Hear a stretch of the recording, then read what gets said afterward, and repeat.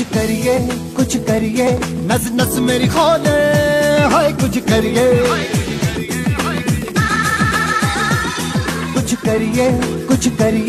बस बस बड़ा बोले अब कुछ करिए ओ कोई तो चल सिद्ध फड़िए तू बेतरिए या मरिए हाय कोई तो चल सिद्ध फड़िए तू बेतरिए या मरिए शक दे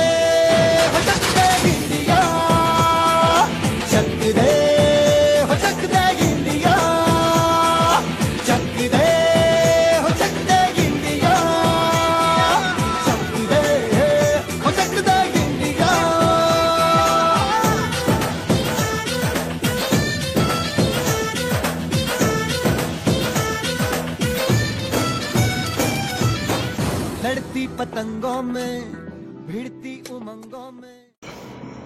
गुड मॉर्निंग विद्यार्थी मित्रों।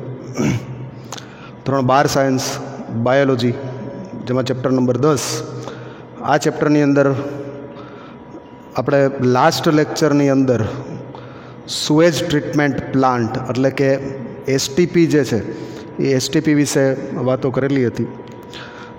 તો આજે અહીંયા એસટીપી વિશે આપણે થોડીક વાત આગળ વધારીએ અને ત્યાર પછી આપણો જે નવો ટોપિક છે જે બાયોગેસ પ્લાન્ટ એના ઉપર આપણે ચર્ચા કરીશું। પણ એસટીપીની અંદર હજી થોડુંક બાકી છે તો એને આપણે આજે અહીંયા પૂર્ણ કરીએ, ત્યારબાદ આપણે બાયોગેસ પ્લાન્ટ વિશેની માહિતી લેશું।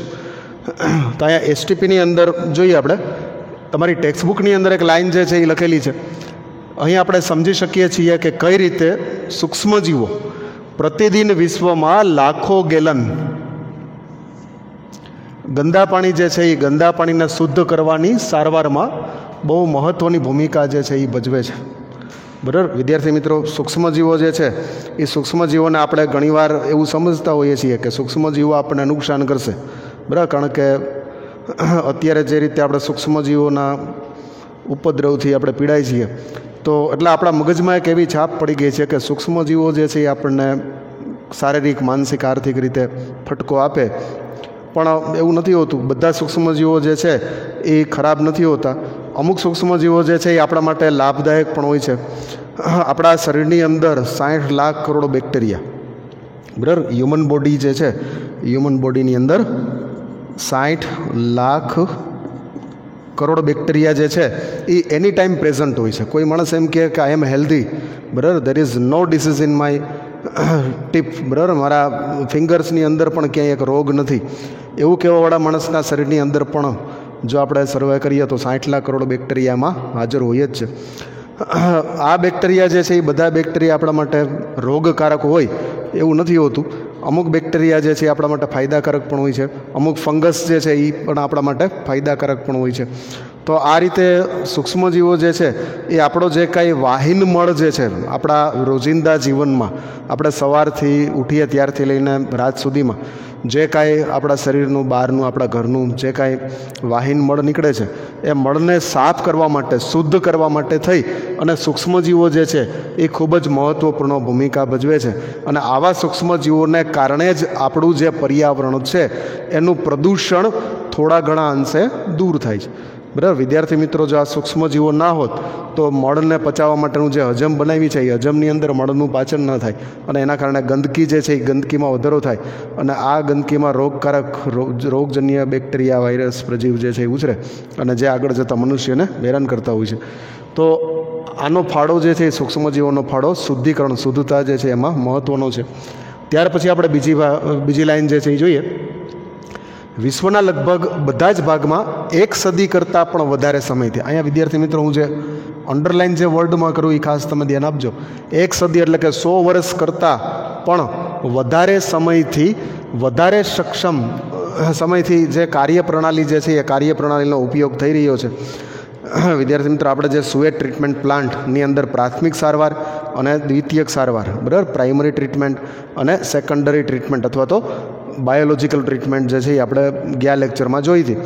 તો આ જે ટ્રીટમેન્ટ છે એની શોધ આજકાલમાં નથી થઈ, પણ એમ સમજી લો કે લગભગ 101 વર્ષ પહેલાંથી આ પદ્ધતિ જે છે એ પદ્ધતિની શોધ થઈ અને ત્યારથી આ પદ્ધતિનો બહુ સફળતાપૂર્વક ઉપયોગ જે છે એ ઉપયોગ કરવામાં આવી રહ્યો છે। સારું, આજ દિન સુધી માનવ વિકસિત તકનીકી સૂક્ષ્મજીવો દ્વારા થતી સુએઝની પ્રક્રિયાને ટક્કર મારી શકી નથી. વિદ્યાર્થી મિત્રો, અહીંયા ત્રીજી લાઈન જે છે એ ત્રીજી લાઈન આપણને એવું કહેવા માગે છે કે મનુષ્યએ ઘણા બધા આ એક સુએજ ટ્રીટમેન્ટ તો છે જ, એ તો આપણી પાસે વર્ષો જૂની છે, પણ આના ઉપરાંત પણ લોકોએ નવી નવી ઘણી બધી શોધ કરી હતી કે જેનાથી આ સુએજ જે છે એ સુએજના પ્રદૂષણથી બચી શકાય. પણ આજ સુધીમાં માણસે શોધેલી જેટલી પણ ટેકનિક છે એ બધી ટેકનિકોને ભેગી કરો તો પણ આના જેટલી પ્લસ પોઈન્ટવાળી ના થાય. બરાબર, સુએજ ટ્રીટમેન્ટ જે છે એ એટલી બધી ફાયદાકારક છે, એટલી બધી લાભકારક છે કે એને મનુષ્ય દ્વારા વિકસિત કરેલી કોઈ ટેકનિક એને ટક્કર મારી શકતી નથી. એટલે આપણે જે ટેકનિક બનાવી છે એ ટેકનિક કરતાં પણ ચડિયાતી ટેકનિક સૂક્ષ્મજીવો જે છે એના દ્વારા આપણને પ્રાપ્ત થયેલી છે. સારું, તમે જાણો છો કે વધતા જતા શહેરીકરણને કારણે પહેલાંની સાપેક્ષે ખૂબ જ વધારે માત્રામાં સુએજ જે છે એ ઉત્પન્ન થાય છે. વિદ્યાર્થી મિત્રો, અર્બનાઇઝેશન, બરાબર, એટલે કે શહેરીકરણ. ગામડાની અંદર કોઈને રહેવું નહોતું, બરાબર, બધા લોકોને શહેરમાં જવું હતું. શહેર તરફ એક આકર્ષણ, બરાબર. લોકોને એમ થતું હતું કે ગામડામાં જેટલી મહેનત કરીએ છીએ એટલી મહેનત જો આપણે શહેરમાં કરીએ, સિટીમાં કરીએ તો આપણે અબજોપતિ બની જાય, કરોડોપતિ બની જાય, એવી એક મગજમાં એક ગ્રંથિ બંધાયેલી હતી. અને ક્યાંક અમુક લોકો એમાં સફળ પણ થયા હતા. એટલા માટે થઈને લોકો શહેર તરફ આકર્ષાતા હતા. શહેરની અંદર સિનેમા હોલ છે, શહેરની અંદર ખાવા માટે પીવા માટે હોટલો છે, પીઝા છે, બર્ગર છે.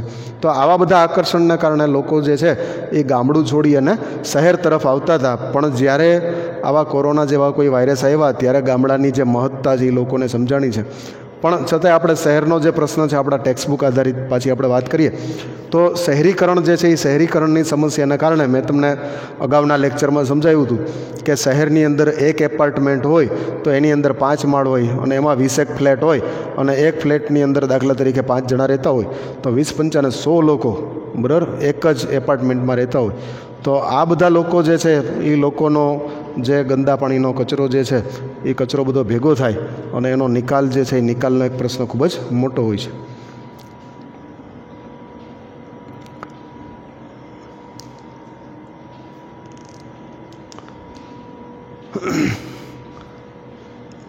શહેરીકરણની અંદર જે ગંદા પાણીનો નિકાલ કરવા માટે STPs જે છે એ ઊભા કરવા પડે. એ કોઈ વ્યક્તિગત રીતે, કોઈ કોલોની, કોઈ સોસાયટી જે છે એ આ કામ કરી શકતી નથી. આ કામ કરવા માટે કમ્પલસરી શહેરની જે મ્યુનિસિપાલિટી હોય છે, બરાબર, નગરપાલિકા, મહાનગરપાલિકા, એ લોકોએ જ આ કામ જે છે એ કરવું પડતું હોય છે. અને આ કામ જે છે એ તમે જાણો છો કે આખા ગામનું જે ગંદુ પાણી છે એની જે અંડરલાઇન ગટરો હોય એ છેલ્લે ગામની બહાર જ્યાં નીકળતી હોય અને જ્યાં નદી કે દરેકે દરેક ગામની અંદર એક નદી કે એવું તો હોય જ છે. તો નદીમાં જ્યાં ગંદુ પાણી ભેગું થતું હોય, બરાબર, દાખલા તરીકે આપણે એક નાનો ફિગર ડ્રો કરીએ. આ એક શહેર છે, બરાબર, આ બધા એના મકાનો છે, એની વચ્ચેથી આ અંડરગ્રાઉન્ડ ગટર જાય છે અને અહીંયાથી એક નદી જાય છે. આ જે છે એ શું છે? નદી છે. તો આ જે અંડરગ્રાઉન્ડ ગટર જાય છે તો અહીંયા આગળ જો સુએજ ટ્રીટમેન્ટ પ્લાન્ટ ઊભા કરવામાં આવે બે સાઈડ, તો એનાથી આ ગામનું પાણી જે છે એ બધું પહેલાં STPમાં જાય અને ત્યાંથી શુદ્ધ થઈ અને નદીમાં આવે તો પ્રદૂષણ જે છે એને ઘટાડી શકાય. અહીંયા ગામની વચ્ચે STP કરવાથી કોઈ ફાયદો થતો નથી. અને આ કામ જે છે એ કામ કોઈ ગામના લોકો, શહેરના લોકો કરી શકતા નથી. એ કમ્પલસરી જે તે ગામની જે મ્યુનિસિપાલિટી જે છે, જે કંઈ ઓથોરિટીઝ જે છે એની જવાબદારીમાં આવે છે અને એ લોકો આ કામ જે છે એ કરતા હોય છે. બરાબર, શહેરીકરણના કારણે પહેલાંની સાપેક્ષે ખૂબ જ વધારે માત્રામાં સુએજ જે છે એ ઉત્પન્ન થાય છે. પરંતુ આટલા મોટા જથ્થાની સાપેક્ષે સિટીની અંદર જો દિવસે દિવસે નવી નવી સોસાયટીઓ બનતી જાય, નવી નવી હાઇટ્સ, બહુ ઊંચાઈઓ, 21 માળની બિલ્ડિંગ, 25 માળની બિલ્ડિંગ, 28 માળની બિલ્ડિંગ બનતી જાય, પણ આટલો બધો લોકોનો ભરાવો થાય તો આ બધાનું સુએજ જે છે એ સુએજ ખૂબ વધારે માત્રામાં થાય. અને આટલા વધારે માત્રામાં સુએજ જે છે એ સુએજને ટ્રીટમેન્ટ કરવા માટે થઈ અને એના પ્લાન્ટ એની સામે એટલા બધા ઊભા થતા નથી. બરાબર, તો એ એક આપણી મજબૂરી છે. બરાબર, એ એક આપણી કમનસીબી છે કે આપણે પાણી જે છે એ પાણીને શુદ્ધ કરીને નદીમાં ઠાલવી શકતા નથી. બરાબર, એની સાપેક્ષે સુએજ જે છે એની સંખ્યા વધારાઈ નથી. આ એક આપણી કમનસીબી છે. બરાબર, જેથી અનઉપચારિત, અહીંયા એક શબ્દ આપેલો છે અનુપચારિત. અનુપચારિત એટલે એવા પ્રકારનું ગટરનું પાણી કે જેનો સુએજમાં ઉપચાર થયેલો નથી. બરાબર, તો આવું અનુપચારિત સુએજ જે છે એ સીધું જ નદીઓની અંદર ઠાલવી દેવામાં આવે છે. બરાબર, જેના કારણે નદીઓનું પાણી જે છે એ પાણી ખૂબ જ પ્રદૂષિત થાય છે. આ પ્રદૂષણની માત્રા એક હદથી વધી જાય તેમાં લીલ પ્રસ્ફુટન જે છે એવી સમસ્યાઓ સર્જાતી હોય છે. પછી આવું પાણી જે છે એ લોકો પીતા હોય છે, તો આવું પાણી પીવાના કારણે ઘણીવાર લોકોમાં રોગ ફેલાવાની, કોલેરા છે, મરડો છે, બરાબર, એવું બધું એમેબિક ડિસેન્ટ્રી, આવું બધું ફેલાવાની શક્યતાઓ જે છે એ પણ વધી જતી હોય છે. જેના કારણે પ્રદૂષણ અને પાણીજન્ય રોગો, આ બે શબ્દ જે છે તમે યાદ રાખજો. બરાબર, મોટા શહેરોમાં જે રીતે વસ્તી વધે છે એ રીતે સામે એસટીપીઝ જે છે એ વધતા નથી. અને આ એસટીપીઝ વધતા નથી એના કારણે તકલીફ શું થાય છે તો કે ગટરનું પાણી જે છે એ ડાયરેક્ટલી નદીઓમાં ઠાલવી દેવામાં આવે છે. અને આવું નદીઓનું પાણી જે છે એ નદીઓનું પાણી ડેમ દ્વારા અથવા તો અંડરગ્રાઉન્ડ, બરાબર, આપણે દાખલા તરીકે એમ સમજીએ કે ભાઈ અમે ડેમનું પાણી નથી વાપરતા, પણ નદીમાં જે પાણી હોય એ જ આપણા તળમાં આવતું હોય, તો આવા પાણીની અંદર આવા રોગકારક જીવો અથવા તો પ્રદૂષિત પાણી જે છે એ આપણા ઘરની અંદર આવે અને આવું પાણી પીવાથી આપણે પણ બીમાર પડી શકીએ છીએ. તો આના માટે લોકોએ થોડુંક જાગૃત બનવું પડે અને પોતાના શહેરની અંદર જેમ રહેણાંક વધે એમ નવા એસટીપીની માંગ કરવી પડે અને તો એના દ્વારા વધારે એસટીપી બનાવી અને નદીનું પ્રદૂષણ જે છે આપણે રોકી શકતા હોઈએ છીએ. વન અને પર્યાવરણ મંત્રાલય જે છે એણે આપણા દેશની અંદર મુખ્ય નદીઓને પ્રદૂષણથી બચાવવા માટે થઈ અને પ્લાન જે છે એ પ્લાન શરૂ કરેલા છે. બરાબર, આવા પ્લાનની અંદર 2 પ્લાન તમારા ટેક્સ્ટ બુકની અંદર આપેલા છે. આ ખાસ મેં અહીંયા અલગ રંગથી હાઇલાઇટ કરેલા છે. ગંગા એક્શન પ્લાન, પહેલો પ્લાન જે છે ગંગા નદી, ગંગા એક્શન પ્લાન, અને બીજો પ્લાન છે યમુના એક્શન પ્લાન, જે યમુના નદી જે છે એનું પ્રદૂષણને અટકાવવા માટેનો પ્લાન છે. વિદ્યાર્થી મિત્રો, ગંગા અને યમુના આ 2 નદીઓ જે છે એ આપણા ભારત દેશની પવિત્ર ગણાતી નદીઓ કહેવાય. બરાબર, આપણા દેશની અંદર એવી માન્યતા છે કે જે વ્યક્તિના અસ્થિઓને ગંગા નદીમાં પધરાવવામાં આવે એ વ્યક્તિને મોક્ષ મળી જાય. બરાબર, એને મોક્ષ મળી જતો હશે એમાં કોઈ શંકા નથી, પણ અહીંયા રહેનારા જે લોકો છે, જે ગંગા નદીની આજુબાજુ રહેનારા લોકો છે, એને ગંગા નદીનું પ્રદૂષિત પાણી પીવાથી પણ મોક્ષ મળી જાય ન જાય એનું પણ ધ્યાન થોડું રાખવું જોઈએ. દિવસે દિવસે નદી જે છે એ નદી અશુદ્ધ થતી જાય છે અને આ નદીને શુદ્ધ કરવા માટે થઈ અને આજ સુધી સરકારે અબજો રૂપિયા એની પાછળ બગાડ્યા છે. પણ આને શુદ્ધ કરવાનો જો સાચો રસ્તો કોઈ હોય તો એ છે, બાયોલોજીની દૃષ્ટિએ જો કોઈ સાચો રસ્તો હોય તો એ છે એસટીપીઝ. બરાબર, ગંગા નદી જે છે એની આજુબાજુમાં એસટીપીઝ બનાવવામાં આવે અને એવી રીતે એમાંથી કચરો જે છે, વાહિન મળનો કચરો છે એ દૂર કરવામાં આવે. કારણ કે ગંગા નદીની અંદર દર વર્ષે કરોડો લોકો નાહવા માટે આવે છે. બરાબર, મેળો થાય ત્યારે પણ આવે, એમને પણ શ્રદ્ધાળુ લોકો ઘણા બધા રાજ્યમાંથી ત્યાં એકવાર તો ગંગા નાહવા જવું જ જોઈએ એમ સમજીને દરેક લોકો ત્યાં નાહવા માટે જાય છે. અને એના કારણે ત્યાં 2-3 દિવસ રોકાય અને એ દરમિયાન પણ વાહિન મળ જે છે એ ખૂબ જ એમાં નદીઓમાં ભળતું હોય છે. ક્યારેક ક્યારેક તો પાણીને તમે હાથમાં લ્યો તો કાળા કલરનું પાણી થઈ ગયું હોય એવી દશા થઈ હોય છે. તો આવી પવિત્ર નદીઓ જે છે એ પવિત્ર નદીઓમાં પણ જો આવા એસટીપીઝને એવા પ્લાન કરવામાં આવે તો ઘણું શુદ્ધિકરણ એનું થઈ શકે. આ યોજના હેઠળ મોટી સંખ્યામાં સુએજ ટ્રીટમેન્ટ પ્લાન્ટ બનાવવાનો પ્રસ્તાવ છે. બરાબર, ગંગા નદી, યમુના નદી વગેરે જેવી ઘણી બધી નદીઓ, આ તો 2 નદીની ખાલી વાત કરી, પણ આપણા ભારત તો નદીઓનો દેશ છે. અહીં તો દરેક રાજ્યમાં જીવાદોરી સમાન નદીઓ જે છે એ આપણા દરેક રાજ્યમાં આવેલી હોય છે. તો આ બધી નદીઓ જે છે એને શુદ્ધ રાખવા માટે થઈ અને એસટીપી જે છે એ આશીર્વાદરૂપ છે. તો એક એવો પ્રસ્તાવ છે કે દરેક નદીઓ જે છે એ નદીઓની આજુબાજુ દરેક શહેરમાં એસટીપીઝ ઉત્પન્ન કરવામાં આવે. કારણ કે એક નદી જે છે એ કેટલા બધા શહેરોમાંથી પસાર થતી હોય, તો એને કાંઠે આવેલા તમામ શહેરોની અંદર જો આવા ઘણા બધા એસટીપીઝ બનાવવામાં આવે તો એના કારણે નદીઓનું પ્રદૂષિત થતું રોકી શકાય છે અને એના કારણે પ્રદૂષણ અને પાણીજન્ય રોગોને પણ અટકાવી શકાય છે. બરાબર, જેથી માત્ર ઉપચારિત કરેલ સુએજ જ નદીમાં મુક્ત કરી શકાય. બરાબર, અને દરેક શહેરની અંદર જે વાહિનમળ છે એ વાહિનમળને પહેલાં ઉપચારિત કરવાનું, એસટીપીમાંથી પસાર કરવાનું, એની પ્રાથમિક સારવાર, એની દ્વિતીયક સારવાર એ બંને આપવાની અને ત્યારબાદ જ એ પાણી જે છે એને નદીઓમાં વહાવી દેવાનું. બરાબર, તો આ રીતે આપણે આપણી નદીઓને શુદ્ધ રાખી શકીએ. વિદ્યાર્થી મિત્રો, વિદેશની અંદર અમેરિકા છે, ઇંગ્લેન્ડ છે, ત્યાંની નદીઓ તમે જુઓ તો આકાશનું પ્રતિબિંબ પાણીમાં પડે એટલી ચોખ્ખી નદીનું પાણી જે છે એ હોય છે. પણ આપણા દેશની અંદર ઘણી બધી સમસ્યાઓ છે. આ બધી સમસ્યાનો જે મૂળ કારણ જે છે એ છે વસ્તી વધારો. કારણ કે આવડી મોટી વસ્તી જે છે એ કોઈ પણ સરકારને મેન્ટેન કરવી અઘરી છે. પણ છતાંય આવા પ્લાન્ટ જે છે એ આપણા માટે આશીર્વાદરૂપ છે. અને આવા પ્લાન્ટ યોજી અને પ્રદૂષણ જે છે એ બહુ નોંધપાત્ર માત્રામાં ઓછું કરી શકાય છે. સારું, અહીંયા આપણો આ જે મુદ્દો છે એ પૂરો થાય છે. આના પછીનો જે મુદ્દો છે એ આપણો બાયોગેસ પ્લાન્ટનો છે, જે મુદ્દો આપણે હવે સમજીએ. સારો વિદ્યાર્થી મિત્રો, તો હવે આજે આપણે આજનો જે આપણો નવો ટોપિક છે બાયોગેસ પ્લાન્ટ, એના વિશેની પેલા પ્રાઇમરી સમજ જે છે એ મેળવીએ. પેલા જે તબક્કો જે છે, પહેલા તબક્કાની અંદર બાયોગેસ જે છે એ શું છે, વોટ ઇઝ બાયોગેસ, બરાબર, કઈ રીતે ઉત્પન્ન થાય, બાયોગેસ ઉત્પન્ન થવા માટે કોણ જવાબદાર છે, એ બધી જે માહિતી છે એ પ્રાથમિક માહિતી પહેલાં આપણે મેળવીએ. આ પ્રાથમિક માહિતી જે છે એ મેળવી લીધા પછી બાયોગેસ પ્લાન્ટ જે છે એ કેવા પ્રકારનો છે એની આપણે માહિતી જે છે એ આગળ લેશું. પહેલાં આપણે બાયોગેસ એટલે શું એની તો આપણને ખબર હોવી જોઈએ ને, બાયોગેસ કોને કહેવાય. આગલા ધોરણોની અંદર રસાયણ વિજ્ઞાનની અંદર એક મુદ્દો જે છે એ તમે શીખ્યા છો કે કાર્બન મોનોક્સાઇડ અને હાઇડ્રોજન વાયુ જે છે એનું મિશ્રણ જે છે એ મિશ્રણને જળવાયુ, બરાબર, જેને આપણે વોટર ગેસ એટલે કે જળવાયુ તરીકે ઓળખીએ છીએ. અને આ જે જળવાયુ છે એ જળવાયુ બળતણ તરીકે કામ લાગે છે. એના વિશેની વાત જે છે આપણે આગલા ધોરણોમાં ભણી ગયા છીએ. એ વાતનો પણ આમાં અનુસંધાન, એનો સંદર્ભ જે છે એ પણ આપણે આમાં આજે શીખીશું.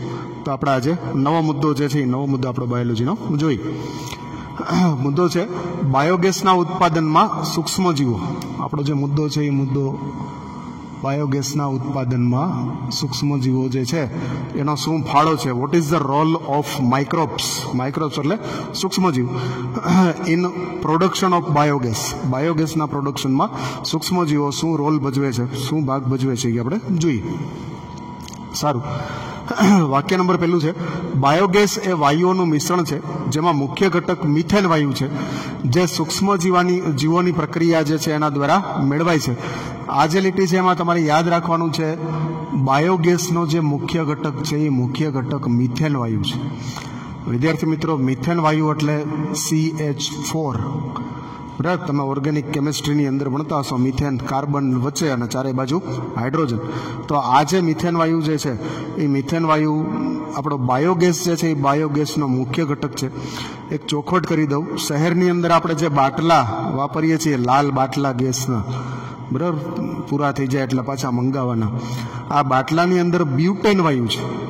ખાસ યાદ રાખજો મિત્રો, ક્યારેક આવું MCQ જે છે એ ફેરવીને પૂછાઈ શકાય કે શહેરની અંદર ફલાણા ભાઈને ઘરે લાલ બાટલો આવે છે, તો આ લાલ બાટલાની અંદર કયો વાયુ હશે? તો આ જે બાટલો જે છે, બોટલ જે છે, એની અંદર રાંધણ ગેસની જે બોટલ છે, આ રાંધણ ગેસની બોટલની અંદર જે વાયુ છે એ વાયુ બ્યુટેન વાયુ છે. બાયોગેસની અંદર જે વાયુ આવે છે એનો મુખ્ય ઘટક તરીકે મિથેન વાયુ છે. આ તમને એક ચોખવટ જે છે એ સ્પષ્ટતા તમને ખ્યાલ હોવી જોઈએ. સારું, જે સૂક્ષ્મજીવોની પ્રક્રિયાથી મેળવાય છે, અહીંયા બાયોગેસ પ્લાન્ટની અંદર આ જે મિથેન વાયુ મેળવવાનો છે એ મિથેન વાયુ મેળવવા માટે જે પ્રક્રિયા છે એ પ્રક્રિયા સૂક્ષ્મજીવોની પ્રક્રિયા દ્વારા આપણે અહીંયા મેળવવાનું છે. અને જેનો ઉપયોગ બળતણ તરીકે થાય છે, બરાબર. CH4 મિથેન વાયુ જે છે એ મિથેન વાયુનો ઉપયોગ બળતણ તરીકે અહીંયા કરવાનો છે. આગળ જણાવેલ તેમ સૂક્ષ્મજીવોની વૃદ્ધિ અને ચયાપચયને કારણે અંતિમ નિપજ તરીકે વાયુઓ જે છે એ પ્રાપ્ત થાય છે. વિદ્યાર્થી મિત્રો, આપણે આગળ જોઈ ગયા જે આપણે જ્યારે પ્રાઇમરી, બરાબર, પ્રાથમિક સુએ ટ્રીટમેન્ટની અંદર જ્યારે આપણે પ્રાથમિક સારવાર પછી દ્વિતીયક સારવારવાળો મુદ્દો જોતા હતા, તો એની અંદર આપણે જોયું હતું કે ભાઈ સૂક્ષ્મજીવો જે છે એ સૂક્ષ્મજીવો જે કાંઈ કાર્બોદિત પદાર્થને પચાવે અને આ કાર્બોદિત પદાર્થનું પાચન થઈ ગયા પછી એમાંથી વાયુઓ જે છે એ મુક્ત થાય છે. તો આ રીતે અંતિમ નિપજ જે છે એ શું છે? તો કે વાયુઓ છે. અચ્છા, હવે આ જે પ્રાપ્ત થતા વાયુઓ છે, બરાબર, કોઈ સૂક્ષ્મજીવોને આપણે કોઈ ઓક્સિડેશન તળાવ, કોઈ તળાવની અંદર રાખ્યા છે અને એના દ્વારા જે વાયુ ઉત્પન્ન થાય છે એ કયા વાયુઓ છે, બરાબર. તો એ વાયુઓનો જે આધાર છે એ આધાર કેના ઉપર છે? વાયુઓના પ્રકારનો જે આધાર છે એ આધાર નંબર 1 એમાં રહેલા સૂક્ષ્મજીવો અને નંબર 2 એના વડે વપરાતા કાર્બનિક દ્રવ્ય ઉપર રહેલો છે. વિદ્યાર્થી મિત્રો, અહીંયા એક MCQ મને દેખાય છે. બરાબર, અહીંયા MCQ પૂછાઈ શકાય. બરાબર, કોઈ પણ એસટીપીનો પ્લાન્ટ જે છે, એસટીપીના પ્લાન્ટમાંથી કયા વાયુ ઉત્પન્ન થશે એ આપણે કઈ રીતે નક્કી કરી શકીએ? તો એનો જવાબ એવો છે કે એસટીપીની અંદર કયા પ્રકારના સૂક્ષ્મજીવો અંદર નાખ્યા છે અને એમાં કયા પ્રકારના કાર્બનિક દ્રવ્ય જે છે એ અંદર છે એના ઉપર એનો આધાર જે છે એ આધાર રહેલો છે કે એમાંથી કયા પ્રકારના વાયુઓ ઉત્પન્ન થશે. સારું, દાખલા તરીકે એક બીજી વાત કરીએ. ખીરાનું આથવણ જે છે, ખીરાનું આથવણ લઈ આવવા માટે થઈ અને મેં તમને કીધું હતું કે ભાઈ આપણે ઘેરે ઇડલી ઢોસા બનાવવા હોય તો એના માટે આપણે જનરલી લેક્ટોબેસિલસ નામના બેક્ટેરિયા જે છે એના દ્વારા આપણે ખીરું બનાવીએ અને એમાં આથવણ છાશ નાખીને, ટૂંકમાં છાશ નાખીએ એટલે લેક્ટોબેસિલસ બેક્ટેરિયા આપણે એમાં નાખ્યા અને એના દ્વારા ખીરાની અંદર આથવણ જે છે આપણે મેળવ્યું છે. તો એની સામે જો માર્કેટમાં તમે તૈયાર ખીરું લેવા જાઓ અથવા તો બેકરીમાં તમે જાઓ તો ત્યાં આ જ આથવણની પ્રક્રિયા બેક્ટેરિયાથી નહીં પણ બેકર્સ યીસ્ટ દ્વારા, બરાબર, એટલે કે એક પ્રકારની યીસ્ટ દ્વારા આ પ્રક્રિયા જે છે એ કરવામાં આવતી હોય છે. પછી ચીઝ જે છે એ ચીઝ બનાવવાની પ્રક્રિયા તમને ખબર જ છે, બરાબર. રોકવીફોર્ડ ચીઝ, આવા ચીઝના 2 પ્રકાર જે છે આપણા અગાઉના લેક્ચરની અંદર શીખી ગયા છીએ, કઈ રીતે બેક્ટેરિયા અને કઈ રીતે યીસ્ટ જે છે એ રીતે અલગ અલગ ઉત્પાદન જે છે આપણને કરી આપે છે. બીજા નંબરમાં પીણાઓ જે છે એ પીણાઓના ઉત્પાદન સમયે, બરાબર, અને પીણા જે છે એ પીણા આપણે આલ્કોહોલવાળા ના આથવણવાળા પીણાઓ જે છે એ બધા પીણાઓ બનાવતી વખતે અલગ અલગ પ્રકારના સૂક્ષ્મજીવો જે છે એનો ઉપયોગ કરેલો હતો. પણ તમારે યાદ એટલું રાખવાનું છે વિદ્યાર્થી મિત્રો, આપણે ખીરું બનાવીએ તો પણ ભલે, ચીઝ બનાવીએ તો પણ ભલે અને પીણાઓ બનાવીએ તો પણ ભલે, આ દરેકે દરેક વસ્તુમાં જે મુખ્ય વાયુ જે છે એ મુખ્ય વાયુ કોણ છે? તો કે કાર્બન ડાયોક્સાઇડ, CO2 તો બનશે જ, બરાબર. કારણ કે ખીરું જે છે એ ખીરું તપેલામાં થોડુંક હોય અને એ ફૂલીને આખું તપેલું ભરાઈ જાય તો એ કાર્બન ડાયોક્સાઇડ વાયુ ઉત્પન્ન થવાના કારણે, બરાબર. તમે માર્કેટમાંથી જે ખમણ ખાવ છો એ ખમણમાં તમને છિદ્રો દેખાય છે, કાણા કાણા દેખાય છે, એ કોના કારણે? Carbon dioxide. ચીઝની અંદર જે કાણા કાણાની આખી પેટર્ન, એનું ટેક્સચર દેખાય છે એ પણ કોના કારણે છે? તો કે એમાંથી ઉત્પન્ન થતા કાર્બન ડાયોક્સાઇડને કારણે છે. એટલે CO2 વાયુ જે છે એમાંથી ઉત્પન્ન થાય છે. સારું, આમ છતાં સેલ્યુલોઝ ઘટક, હવે આપણે મેઇન વાત ઉપર આવીએ. સેલ્યુલોઝ ઘટક પર ઉછેર પામતા કેટલાક અજારક બેક્ટેરિયા મોટા પ્રમાણમાં મિથેન વાયુ સાથે કાર્બન ડાયોક્સાઇડ અને હાઇડ્રોજન જે છે એનું સર્જન કરે છે. વિદ્યાર્થી મિત્રો, અહીંયા ખાસ ધ્યાન આપજો. સેલ્યુલોઝ જે છે એ સેલ્યુલોઝ એટલે શું? તો કે વનસ્પતિ કોષ જે છે એ વનસ્પતિ કોષની લાક્ષણિકતા, તો કે વનસ્પતિ કોષ દિવાલ ધરાવે છે. અચ્છા, આ કોષ દિવાલ જે છે એ શેની બનેલી છે? તો કે સેલ્યુલોઝની. અચ્છા, આ સેલ્યુલોઝ જે છે એ સેલ્યુલોઝનું પાચન જે છે એ પાચન કરતા બેક્ટેરિયા, બરાબર, સેલ્યુલોઝનો ખોરાક તરીકે ઉપયોગ કરી અને એ ઘટક ઉપર ઉછેર પામતા કેટલાક અજારક બેક્ટેરિયા, બરાબર, એનએરોબિક એટલે કે અજારક બેક્ટેરિયા જે છે એ જ્યારે સેલ્યુલોઝને તોડે છે ત્યારે એમાંથી શું બને છે? મોટા પ્રમાણમાં મિથેન વાયુ અને એની સાથે કાર્બન ડાયોક્સાઇડ અને H2 વાયુ જે છે એનું સર્જન પણ થાય છે. તો આવા પ્રકારના જે અજારક બેક્ટેરિયા છે એ અજારક બેક્ટેરિયાને સંયુક્તપણે મિથેનોજેન્સ કહે છે. વિદ્યાર્થી મિત્રો, આ જે છે એ વન લાઇનર ડેફિનેશન, બરાબર, આ જે છે એ શું છે? તો કે વન લાઇનર ડેફિનેશન, OLD, બરાબર, વન લાઇનર ડેફિનેશન છે. મિથેનોજન્સ કોને કહે છે? બરાબર, આવી એક ડેફિનેશન જે છે એ ડેફિનેશનનો તમારે જવાબ લખવાનો છે. સેલ્યુલોઝ ઘટક પર ઉછેર પામતા કેટલાક અજારક બેક્ટેરિયા મોટા પ્રમાણમાં મિથેન વાયુની સાથે કાર્બન ડાયોક્સાઇડ અને હાઇડ્રોજન સર્જે છે. આવા બેક્ટેરિયાને સંયુક્તપણે મિથેનોજન્સ કહે છે. રેડી ભાઈ, સમજાઈ ગયું બધાને? એકદમ ઇઝી વન લાઇનર ડેફિનેશન છે, બરાબર. મિથેનોજન્સ એટલે શું? તો કે સેલ્યુલોઝ જે છે, દાખલા તરીકે પશુઓ સેલ્યુલોઝ ખાય છે તો પશુઓના જઠરની અંદર અમુક અજારક બેક્ટેરિયા રહેલા હોય છે જે સેલ્યુલોઝનું પાચન કરે અને સેલ્યુલોઝનું પાચન થવાથી મિથેન, કાર્બન ડાયોક્સાઇડ અને હાઇડ્રોજન વાયુ ઉત્પન્ન થાય છે. તો આવા પ્રકારના બેક્ટેરિયા કે જે સેલ્યુલોઝને તોડે છે એને આપણે શું કહીએ છીએ? અને મિથેન વાયુ ઉત્પન્ન કરે છે એને આપણે શું કહીએ છીએ? મિથેનોજન્સ. ટૂંકમાં ઇન શોર્ટ મિથેન વાયુ ઉત્પન્ન કરતા બેક્ટેરિયા મિથેનોજન્સ. રેડી? ઇન શોર્ટ, એકદમ શોર્ટમાં કહીએ તો મિથેન વાયુ, સેલ્યુલોઝમાંથી મિથેન વાયુ ઉત્પન્ન કરતા અજારક બેક્ટેરિયા એટલે મિથેનોજન્સ. સારું, ત્યાંથી આપણે આગળ જઈએ. અને એમાં એક બેક્ટેરિયા જે છે એને મિથેનોબેક્ટેરિયમ પણ કહેવામાં આવે છે. એક બેક્ટેરિયાની એક જાત છે જેને આપણે શું કહેતા હોઈએ છીએ? મિથેનોબેક્ટેરિયમ કહેતા હોઈએ છીએ. આ પ્રકારના બેક્ટેરિયાની હાજરી જે છે એ સુએજ ટ્રીટમેન્ટના અજારક સ્લજમાં જોવા મળે છે. વિદ્યાર્થી મિત્રો, અહીંયા ફરી પાછો તમારા માટે એક MCQ બને છે. મિથેનોજન્સની હાજરી STPમાં ક્યાં જોવા મળે? બરાબર, એકદમ સિમ્પલ સાદો એવો MCQ. બરાબર, મિથેનોજન્સ જે છે એની હાજરી તમને STPમાં ક્યાં જોવા મળે? તો STPની અંદર આ પ્રકારના બેક્ટેરિયાની હાજરી જે છે એ સુએજ ટ્રીટમેન્ટના અજારક સ્લજમાં જોવા મળે. અહીંયા વિદ્યાર્થી મિત્રો ખાસ યાદ રાખજો, અજારક સ્લજ તમને ઓલરેડી મેં સમજાવ્યું છે. સ્લજ કોને કહેવાય, ફ્લોક્સ કોને કહેવાય, એની બધી ચર્ચા આપણે આગલા લેક્ચરમાં કરેલી છે. તો અજારક સ્લજ જે છે એ અજારક સ્લજની અંદર કોણ જોવા મળે? મિથેનોબેક્ટેરિયમ. મિથેનોબેક્ટેરિયમ શું છે? મિથેનોજેન્સ છે. બરાબર, તો આ રીતે ત્યાં જોવા મળે છે.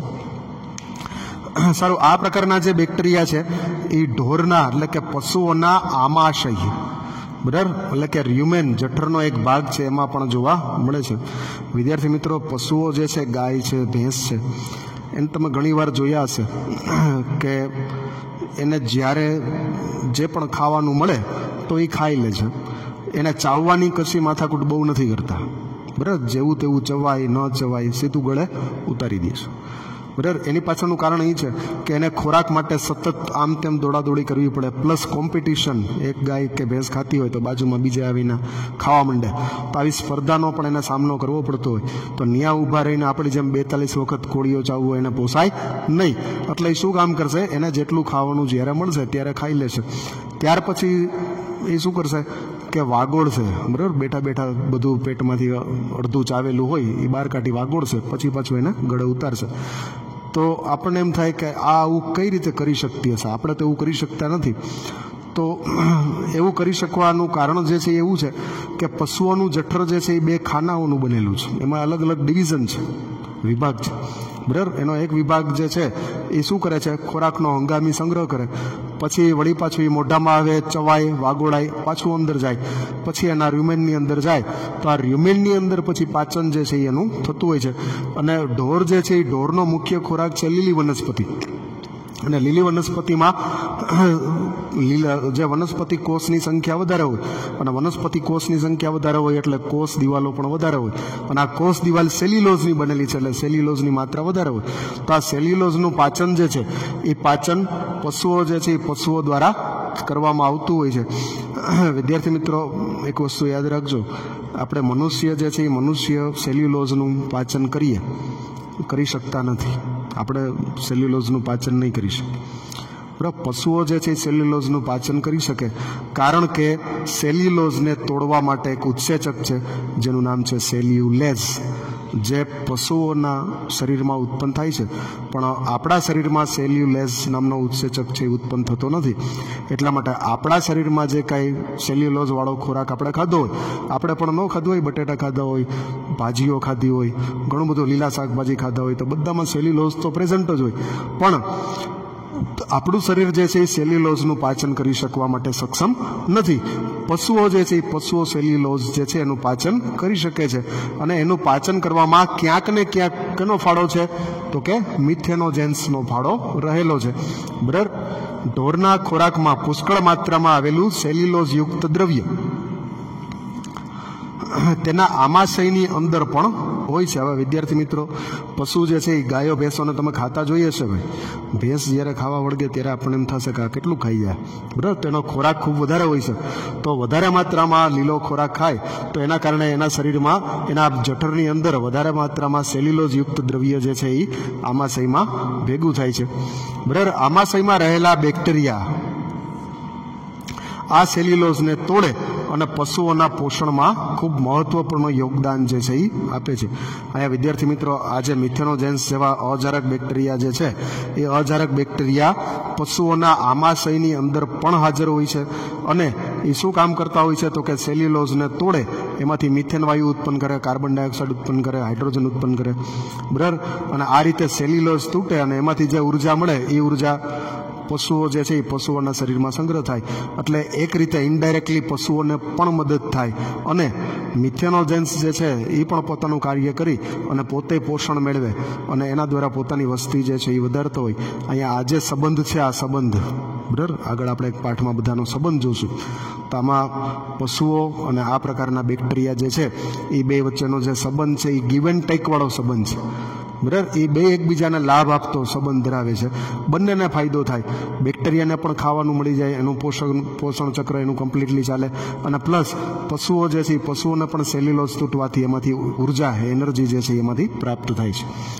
સારું, આમાં આમ પશુઓનું છાણ કે જેને આપણે ગોબર કહીએ છીએ તે આવા બેક્ટેરિયાઓની ઉચ્ચ માત્રા ધરાવે છે. હવે વિદ્યાર્થી મિત્રો, પશુઓ જે છે એ પશુઓનું છાણ જે છે એ છાણની અંદર મિથેનોજેન્સ બેક્ટેરિયાની માત્રા ખૂબ વધારે હોય, બરાબર. કારણ કે આ મિથેનોજેન્સ બેક્ટેરિયા ક્યાં હતા તો કે પશુઓના શરીરમાં જેના આમાશયમાં જતા, અને આમાશયમાંથી જ આ બેક્ટેરિયા જે છે એ બહાર આવ્યા છે.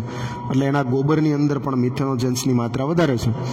આ છાણ બાયોગેસ ઉત્પાદનમાં વપરાય છે, બરાબર. આ જે છાણ કેવું છાણ તો કે મિથેનોજેન્સ બેક્ટેરિયા ધરાવતું છાણ જે છે એ ક્યાં વપરાય તો કે બાયોગેસ ઉત્પાદન માટે વપરાય છે. એટલા માટે એમાંથી ઉત્પન્ન થતો ગેસ જે છે એ ગેસને આપણે ગોબર ગેસ તરીકે ઓળખીએ. ગોબરમાંથી ઉત્પન્ન થતો ગેસ એટલે ગોબર ગેસ. આ ગોબર ગેસ જે છે એ ગોબર ગેસના ઉત્પાદનમાં મહત્વનો ફાળો જો કોઈ હોય તો એ મહત્વનો ફાળો છે મિથેનોજેન્સનો.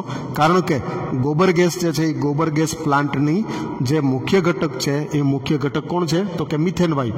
આ મિથેન વાયુ જે છે એ મિથેન વાયુ શેમાંથી ઉત્પન્ન કરવાનો છે તો કે સેલ્યુલોઝમાં, બરાબર. પશુઓ જે છે એ પશુઓ ખોરાક તરીકે લીલી વનસ્પતિ ખાય. આ લીલી વનસ્પતિમાં સેલ્યુલોઝ હોય. આ સેલ્યુલોઝને તોડવાનો, એને તોડો એટલે એમાંથી મિથેન વાયુ ઉત્પન્ન થાય. આ મિથેન વાયુ જે છે એને આપણે બળતણ તરીકે ઉપયોગ કરવાના છીએ, ગોબર ગેસ તરીકે ઉપયોગ કરવાના છીએ. તો આ ગોબર ગેસ ઉત્પાદન કરવા માટે થઈ અને મિથેનોજેન્સ નામના જે અજારક બેક્ટેરિયા છે એ બેક્ટેરિયાની ખૂબ જ અગત્યતા છે, એનું ખૂબ જ મહત્વ છે. સારું, આના પછીનો જે મુદ્દો છે હવે આપણે જોઈએ. હવે આપણે ગોબર ગેસ જે છે એ ગોબર ગેસનો પ્લાન્ટ જે છે એ પ્લાન્ટ જોઈએ. વિદ્યાર્થી મિત્રો, ગોબર ગેસ પ્લાન્ટ વિશે તમે આગલા ધોરણમાં પણ શીખી ગયા છો. ગોબર ગેસ પ્લાન્ટ જે હોય છે એ ગોબર ગેસ પ્લાન્ટની અંદર જમીનમાં ઊંડો ખાડો ખોદવામાં આવે અને આ ખાડાની અંદર આખું ગોળાકાર ઈંટોથી એને વ્યવસ્થિત મઢી લેવામાં આવે. ત્યારબાદ એની અંદર ઉપર ડોમ જે છે એ ડોમ ફિટ કરવામાં આવે. એક ટીપડું જે છે એ ટીપડું ઊંધું એમાં ફિટ કરવામાં આવે. હવે આ જે ડોમ જે છે એ ડોમના આધારે જનરલી ગોબર ગેસ પ્લાન્ટના બે પ્રકાર પડતા હોય. એમાં એક પ્રકાર આવે ફ્લોટિંગ ડોમ,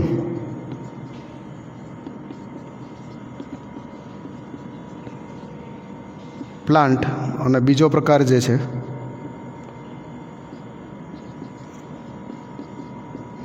એ છે ફિક્સ્ડ ડોમ.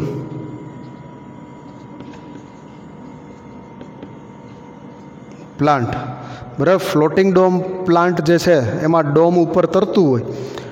એટલે ક્યારેક માની લ્યો કે સાફ સફાઈ કરવાની થાય અમુક ટાઈમે 2 વર્ષે 5 વર્ષે, તો એ ઉપર તરતું ડોમ છે એને કાઢી અને મૂકી દેવાનું અને સાફ સફાઈ વ્યવસ્થિત કરીને પાછું એને ફિટ કરી દેવાનું. એવી સુવિધા એમાં ઉપલબ્ધ હોય. ફિક્સ ડોમ જે છે એ ફિક્સ ડોમમાં આવી સુવિધાઓ નથી મળતી.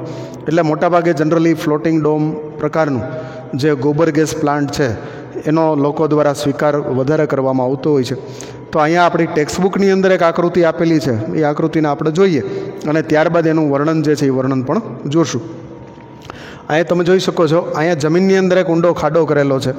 આ ખાડાની અંદર જે છાણ નાખવાનું છે, છાણ અને પાણીનું મિક્સિંગ. વિદ્યાર્થી મિત્રો ખાસ યાદ રાખજો, ગોબર ગેસ પ્લાન્ટમાં પશુઓનું છાણ જ ચાલશે, બરાબર. એની અંદર બીજું કોઈ વસ્તુ ચાલશે નહીં. તો કારણ કે ગોબરની અંદર મિથેનોજન્સ નામના બેક્ટેરિયા હોય છે, માનવ મળમાં હોતા નથી, માટે માનવ મળમાંથી ગોબર ગેસ બનતો નથી. તો અહીંયા જે પ્લાન્ટ જે છે એ પ્લાન્ટની અંદર છાણ અને પાણી જે છે એ પાણી અને છાણ બંને મિક્સ કરી અને રગડો જે છે એ રગડો આમાં નાખવામાં આવે છે.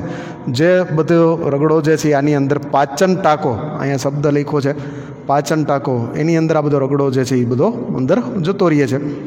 અહીંયા ઉપરની સાઈડ ફિક્સ ઉપર જે ફ્લોટિંગ ડોમ આપેલું છે, આ ડોમ જે છે એ ડોમ આની અંદર ગેસ ભરાવાથી ઉપર આવશે અને આ ડોમની અંદર મિથેન વાયુ છે, પછી કાર્બન ડાયોક્સાઇડ છે, હાઇડ્રોજન છે, વગેરે વગેરે વાયુઓ જે છે એ બધા ઉત્પન્ન થશે. અને આ ડોમની અંદર ઉત્પન્ન થયેલા વાયુ જે છે એ વાયુઓને આપણે અહીંયા આઉટલેટ દ્વારા અહીંયાથી આપણે બહાર કાઢી શકીએ અને એનો ઉપયોગ જે છે એ રસોડાની અંદર જે કાંઈ રસોઈ કરવાની છે એની અંદર આપણે એનો ઉપયોગ જે છે એ કરી શકીએ છીએ. આ જે ડોમ જે છે એ ડોમને ગેસ હોલ્ડર, તમારી બુકમાં એનું નામ જે છે એ આખું આ જે ડોમ દેખાય છે ટીપડા જેવું, ઊંધું ટીપડું રાખેલું એવું દેખાય છે, તો એને ગેસ હોલ્ડર એવું નામ આપેલું છે. અચ્છા, હવે અમુક સમય થશે એટલે શું થશે કે આમાં જેમાંથી ગેસ બની ગયો છે એવા પ્રકારનું બધું સ્લજ જે છે એ સ્લજ બધું આ આઉટલેટ દ્વારા અહીંયાથી આ બીજી ટાંકીમાં જમા થતું જશે. બરાબર, ધીમે ધીમે જમા થશે. પહેલા દિવસે જમા ના થઈ જાય, મહિના, 2 મહિના, 3 મહિના, 5 મહિના કે વર્ષે એમાં જમા થાય. પછી સ્લજને બહાર કાઢી લેવાનું, જે ખાતર તરીકે, કુદરતી ખાતર તરીકે જેનો ઉપયોગ જે છે એ કરી શકાય છે. એકદમ સિમ્પલ રચના, આમાં કોઈ અટપટી રચના નથી. બરાબર, જમીનની અંદર ખાડો કરવાનો છે, આ ખાડાને વ્યવસ્થિત આવી રીતે પાકો બનાવી લેવાનો છે, ઈંટથી વ્યવસ્થિત રીતે પાકો બનાવી લેવાનો. આ પાકો બનાવી લીધા પછી અહીંયાથી એક ઇનપુટ માટેનું આ જે છે એ શું છે, આ ઇનપુટ કરવાનું છે. આમાંથી છાણ અને પાણી જે છે બધું આમાંથી ઇનપુટ કરવાનું. આ ઇનપુટ કરશો એટલે છાણ અને પાણી જે છે એમાં મિથેનોજન્સ બેક્ટેરિયા, સેલ્યુલોઝનું પાચન કરશે અને જે મિથેન વાયુ અને કાર્બન ડાયોક્સાઇડ અને હાઇડ્રોજન બધા ઉત્પન્ન થશે એ બધો કેમાં જશે તો કે આ ગેસ હોલ્ડરમાં જશે. ગેસ હોલ્ડર એટલે ઊંધું ટીપડું એક રાખેલું છે એની અંદર જશે અને એની અંદર વાયુનું પ્રેશર આવશે એટલે એ ઉપરથી અહીંયા આઉટલેટ આપેલું છે એના દ્વારા બહાર કાઢી શકાશે અને જે આપણે રસોડાની અંદર બળતણ તરીકે ગેસ વાપરવો હોય ને આપણે લઈ જઈ શકીએ. પછી અમુક ટાઈમે જ્યારે આમાં જ્યારે સ્લજ વધારે ભરાઈ જશે ત્યારે એ સ્લજ ઓટોમેટિક અહીંયા તમે જોઈ શકો છો આનું કનેક્શન અને આનું કનેક્શન જોઈ શકો છો. અહીંયા આ ટાંકી નીચે છે અને આ ટાંકી ઉપર છે. અહીંયા કનેક્શનમાં જો આ જે મુખ્ય ટાંકો છે, પાચન ટાંકો, એ ઉપર છે અને આ સ્લજવાળો ટાંકો છે એ નીચો છે. એટલા માટે અહીંયાથી સ્લજ બધું જે છે એ જમા થતું ધીમે ધીમે અહીંયા આવશે અને આ ટાંકામાંથી આ સ્લજ જે છે એને કાઢી અને પછી એનો ઉપયોગ જે છે એ ખાતર તરીકે કરી શકાય છે. તો આવી એકદમ સિમ્પલ સોબર રચના છે, તમારી બુકની અંદર આપેલી જ છે. આ રચનાને 2-3 વખત દોરી નાખશો એટલે બધું એનું સમજાઈ જશે. બરાબર, છતાં પણ કાંઈ પ્રોબ્લેમ હોય તો મને કહેજો. બરાબર, જોકે આમાં પ્રોબ્લેમ જેવું કશું છે જ નહીં.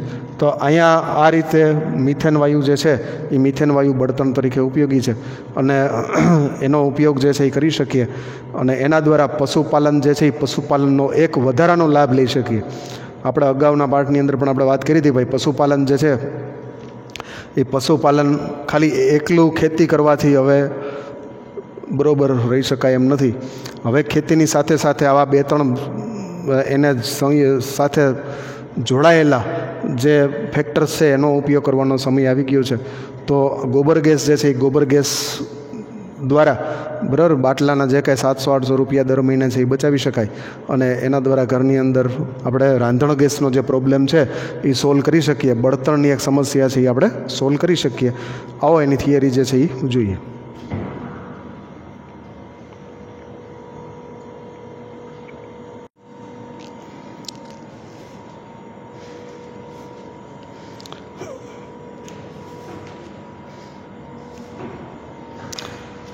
સારો વિદ્યાર્થી મિત્રો, તો આ સાથે આજનો આપણો જે લેક્ચર છે એ અહીં પૂરો થાય છે. આજના લેક્ચરનું જે હોમવર્ક છે એ હોમવર્ક હું તમને આપી દઉં. બાયોગેસ વિશેની જે થિયરી છે આપણે નેક્સ્ટ લેક્ચરમાં આવતીકાલે શીખીશું, પણ આજનું જે હોમવર્ક છે એ હોમવર્ક ખાસ નોંધી લેજો. હોમવર્કની અંદર પ્રશ્ન નંબર 1 છે, STPsમાં સૂક્ષ્મજીવોનો જે ફાળો છે એ ફાળો તમારે સમજાવવાનો છે. બરાબર, સૂક્ષ્મજીવો જે છે એ 1 સદીથી STPsની અંદર આપણે ઉપયોગી થયા છે એના વિશેનું મેં તમને જે આ લેક્ચરની શરૂઆતમાં સમજાવ્યું છે. પછી ગંગા એક્શન પ્લાન શું છે, યમુના એક્શન પ્લાન શું છે, એના વિશેની માહિતી તમારે અહીંયા પહેલા પ્રશ્નમાં આપવાની છે. પ્રશ્ન નંબર 2ની અંદર બાયોગેસના ઉત્પાદનમાં સૂક્ષ્મજીવોનો ફાળો જે છે એ તમારે સમજાવવાનો છે. બાયોગેસ જે છે એ બાયોગેસમાં સૂક્ષ્મજીવો મિથેનોજેન્સ જે છે એ કઈ રીતે ફાળો આપે છે એના વિશે મેં તમને બીજી વાર જે બોર્ડમાં કમ્પ્લીટ લખી અને ભણાવેલું છે એ તમારે બધું અહીંયા બીજા પ્રશ્નની અંદર લખવાનું છે. ત્યાર પછી આવે છે પ્રશ્ન નંબર 3, જેમાં બાયોગેસ પ્લાન્ટની આકૃતિ નામ નિર્દેશન સાથે દોરવાની છે. બરાબર, બાયોગેસ પ્લાન્ટ જે છે એનો ફિગર તમારે ડ્રો કરવાનો છે અને સાથે આકૃતિ જે છે એ આકૃતિ પણ ડ્રો કરવાની છે. સારો વિદ્યાર્થી મિત્રો, તો અહીંયા આજે હું રજા લઉં, આવતીકાલે ફરી મળીશું. બરાબર, ત્યારે આપણે બાયોગેસ જે છે એની થિયરી જે છે આપણે સમજીશું. બરાબર, અત્યારે જે કોરોનાનો બધું મહામારી ચાલી રહી છે, તો એમાં બને ત્યાં સુધી stay home and stay safe. Take care. આવજો.